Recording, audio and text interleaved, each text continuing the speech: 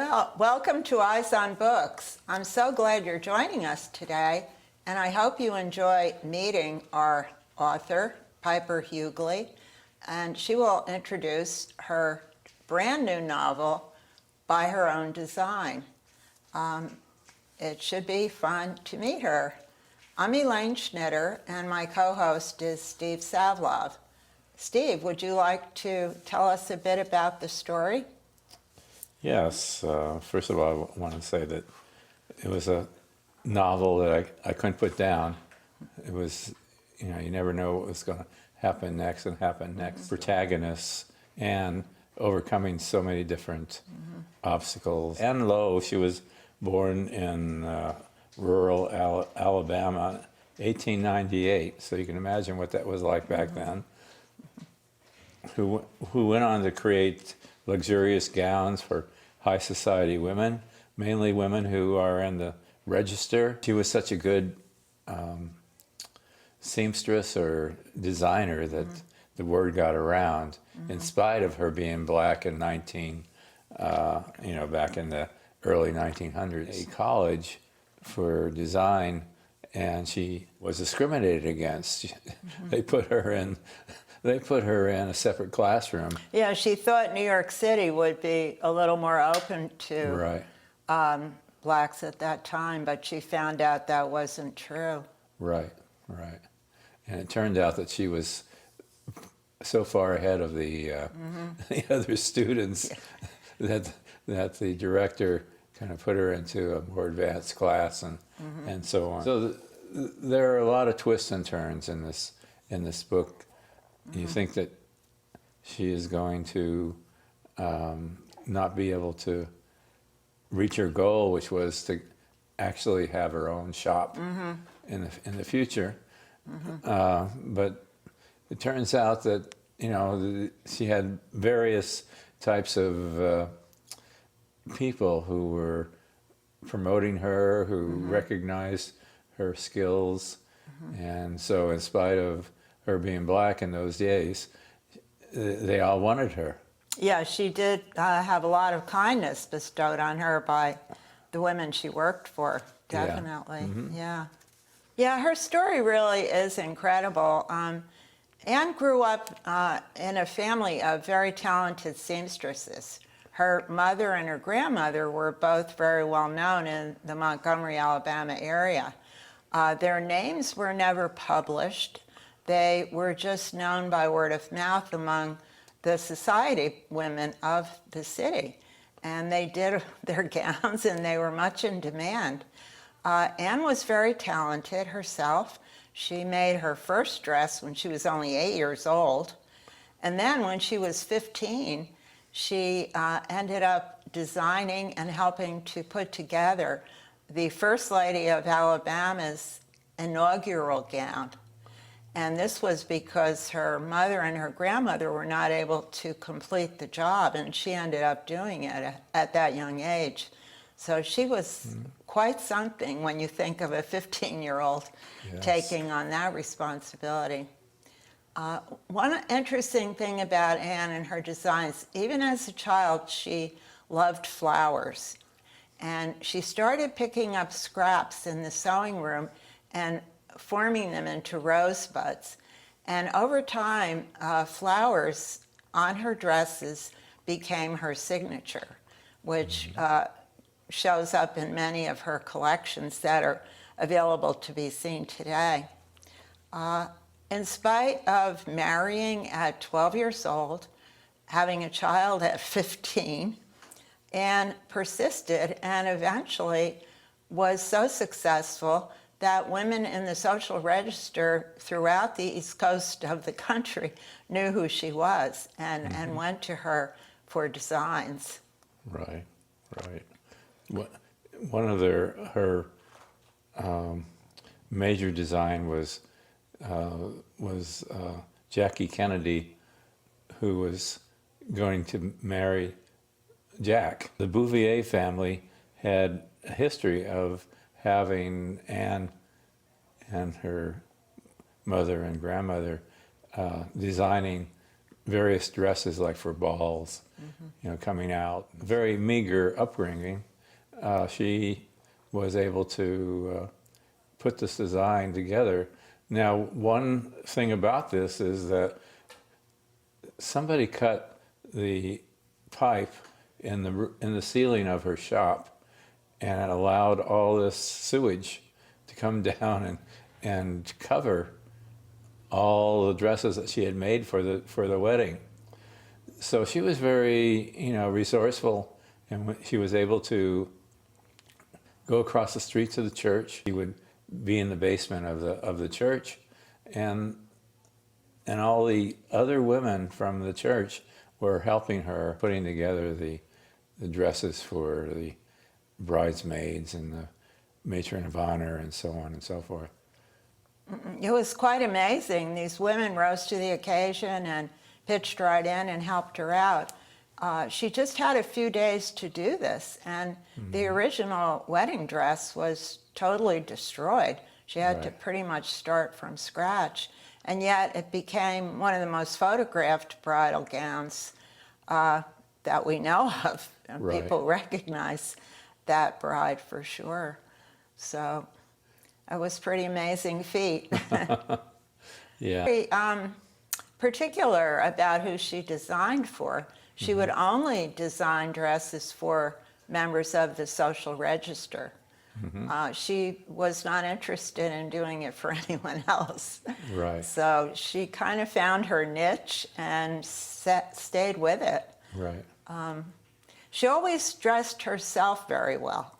She never went out in public unless she was totally in style.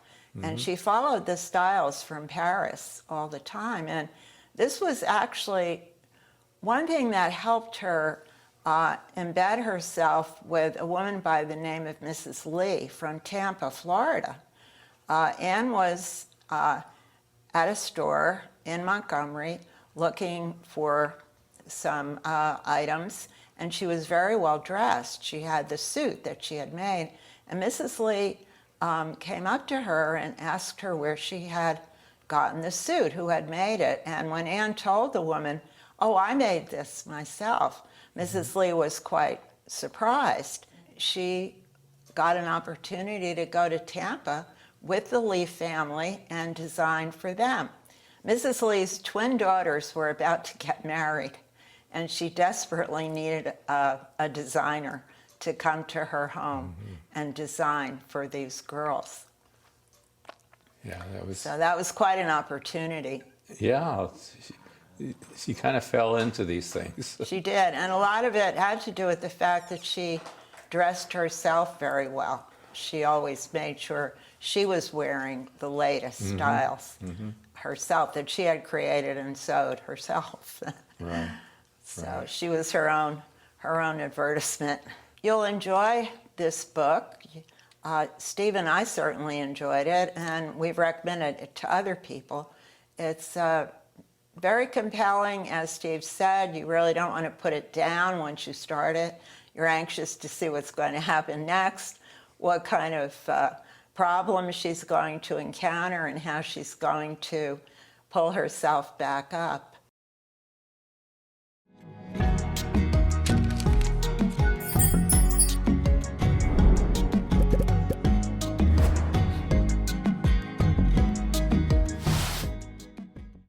My pleasure to introduce Piper Hughley, who is the author of the book that we were discussing, called By Her Own Design. Piper went to UCLA as an undergraduate and is now a college professor and an award-winning author in Atlanta.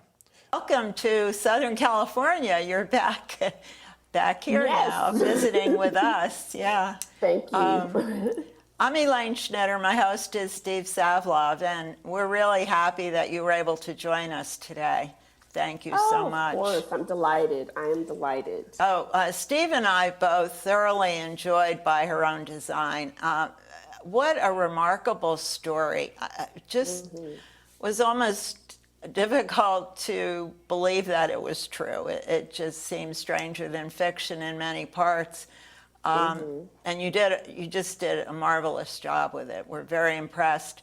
But we were wondering what motivated you to uncover this story of Ann Lowe. I mean, it's just hidden somewhere. Yeah, I've been a long time aficionado of the Kennedy family, and I always knew in the back of my mind that a Black woman designed Jacqueline Kennedy's wedding dress, but it was strangely enough when I was on Twitter and looking around, and that my editor, who was somebody that I had known from previous writing conferences, she put forward an article about Ann Lowe and said, "Someone write me this novel." And I've been looking for an entree into the world of what people call biographical historical fiction. And when I read the article and then I went online and looked at a few more things, I thought the same thing that you thought. What a remarkable life. Mm-hmm. And why is it that we don't know more about it and about her story? So I hurriedly, nerd that I am, saw what her death date was. And I knew it was the day after Charles and Diana had gotten engaged. And so immediately a very short scene, what is now the prologue to the book, came to my mind, and I wrote it out and sent it to my agent and told her, because my agent's not on social media, so I had to tell her why I did that. And she immediately got in touch with that editor to say, she's on it. Mm-hmm. Don't mm-hmm. let anybody else. Mm-hmm. Yeah. So how did you research Ann Lowe? Did she have some written material, or did she leave a autobiography, or how did you come across the details of her life? Well, there were a couple of serendipitous kind of things that happened in terms of the background. One of the things I noticed in terms of Ann Lowe's birth dates and placements was that she was born right around the time that my great-grandmother was born, and in about 2 counties over from where that part of my family comes from. So I was very familiar with what her childhood would have looked like. In terms of that. And another serendipitous happenstance was that Zora Neale Hurston, and I'm a Zora Neale Hurston scholar, also was born nearby in Mount Scalacus, Alabama. So I was familiar with where she came from. I knew that place already. And in terms of the rest of her life, this woman was obsessed, and when I say obsessed, I believe that's what the story makes plain, obsessed with creating those dresses. She had no time to write or inclination to write autobiographical material. That was not her. She was too busy trying to get the dresses, done. And quite frankly, even to a greater extent than what I portrayed in the book, survive financially. And that's the case with a lot of these subjects of biographical historical fiction, that we have to rely on other aspects in terms of filling in these aspects of the story of her life. Margaret Powell was a textile scholar who had already done a lot of research about Ann Lowe. That was when I went and looked her up on the internet. A lot of what I saw was what Margaret Powell had done. And she wrote her thesis on her master's thesis, and I was able to obtain her master's thesis for that kind of the factual parts of her life. Everything else is filled in from my fictitious sensibility and the ways in which I was able to I don't want to say if it's tune in or connect with her artistic mindset. And the more that I talk about it, the more I begin to realize, even after having finished it, more than almost 2 years ago, really, the similarities in what it is to have an artistic life that she had and the one that I'm hoping to have. Well, you certainly brought her to life, Piper. I mean, she was right there, like we could touch her. So you definitely had good instincts as far as that went. Now, are any of her, have you actually been able to see any of her dresses that have survived? Oh, yes. The Met still has 4 of her dresses on display currently as part of their most recent exhibit of American fashion that just opened this past May and will close on September 5th. So, yes, in May, I was able to travel to New York to see the 4 dresses on display. No bias, but I really thought it was the best part. Yeah, I'm sorry I'm so far away. I love the Costume Institute. When they put on a display, it's powerful. At the Kennedy Library, and it was on display for a long time, but due to the gown itself and over time the gravity, contributed a great deal.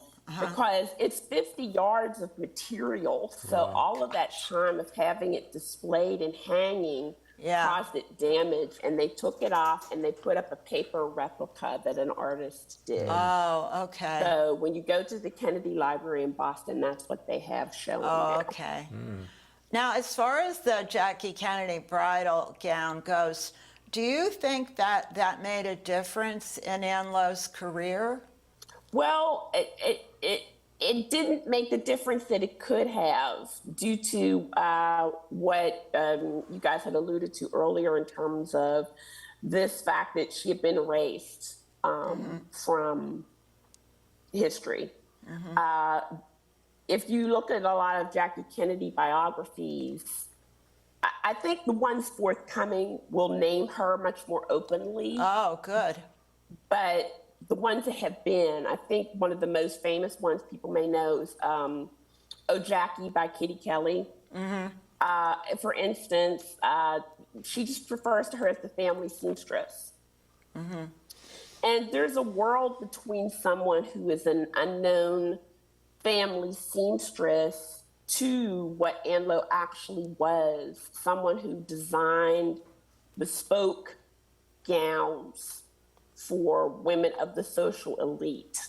So erasure can happen there when you don't name the person. And contemporaneously at the time, it was only one source, the Washington Post, that named Ann Lowe as the designer of the gown. Other accounts of the wedding, when you go to them, they describe the dress at length, but it's like it by itself. So. And those pictures of those bridal dresses were always in the paper and in the society balls in New York City. They always had pictures of the dresses. That was a big deal, but yet no mention of her name when it had been her creation many times. Right. How do you think if Ann Lowe was a dress designer now, how she would fare in, let's say, Atlanta? Well, there's, interestingly enough, that you mentioned that, Tom, one of the hottest bridal gown designers is located up the road here in Smyrna, called Bridal by Nona. And I think she would do very well now. Like I said, Bridal by Nona is really striking a chord in the bridal world right now, because she made a mere change in terms of her designs by matching the illusionary parts of a bridal gown to the bride's skin and color, and it's opened up a whole new world in terms of bridal design. Wow. So I like Enlo has her signature floral touch. I think she would have done very well today, like Bridal by Nona is. It always makes me wish, I just celebrated my 24th wedding anniversary. It's like, I just wish I could get married all over again. One of the things that I remember, maybe because it was funny, was the grandma gave her advice to get behind the left butt cheek of a wealthy woman, a wealthy white woman. Right, of a white person, which it's interesting because I was like re-emphasizing that a bit, but it is something that Black people of a certain generation would believe in. It really struck home with me when I saw that feeling coming across in the research, because Oprah Winfrey's grandmother told her the same thing.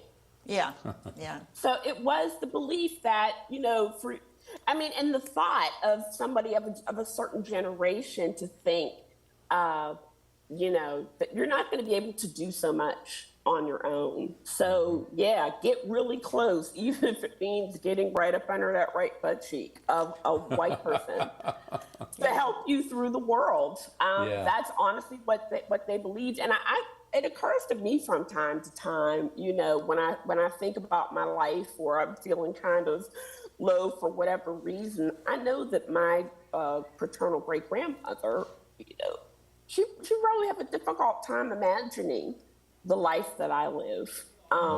For that reason, you're a professor and a writer. I just, so. Yeah, it's. I think for some people, it's been kind of like, well, that's a weird thing to say, but we really do have to keep in mind what that life was like at the beginning of, as my students unfortunately call it, the 1900s. Yeah. The other piece of advice that grandmother gave Anne, which I thought was priceless, was she gave her this tea to drink when she was first married. And it prevented her from becoming pregnant for 3 years. So I'm just wondering what was in that tea. It might be a commercial product today. Yeah, so it worked. It certainly worked.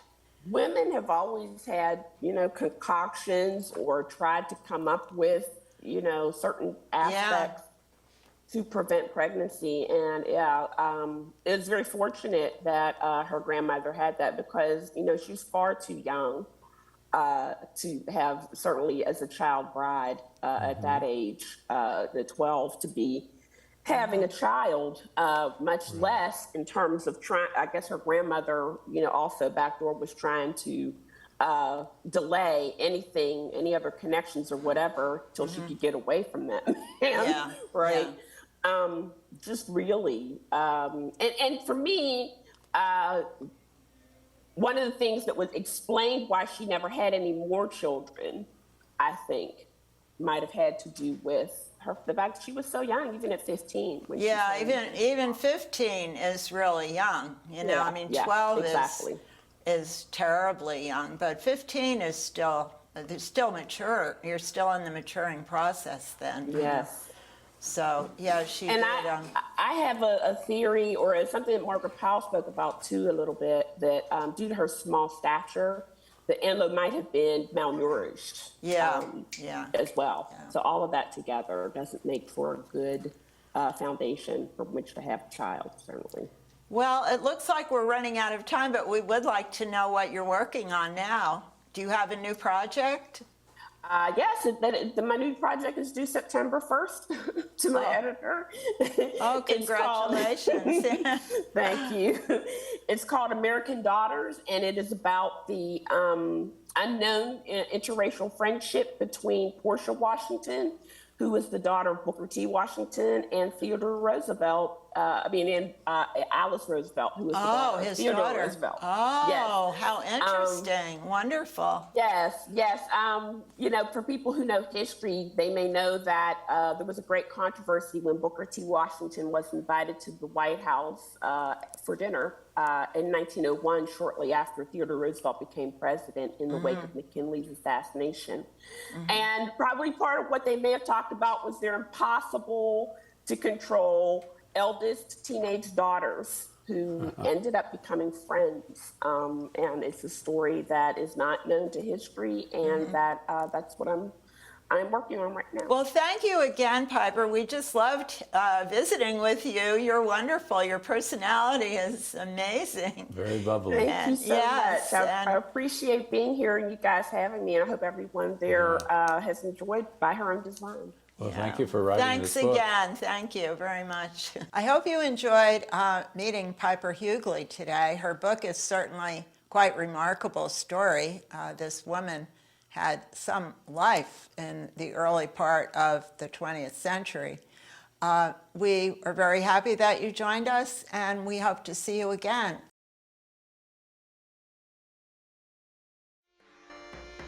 We thank you for tuning in to Eyes on Books. And if you have any books that you think might make an interesting discussion or authors who are good speakers, we'd love to hear your suggestions. Contact us at eyesonbooks@yahoo.com and keep watching.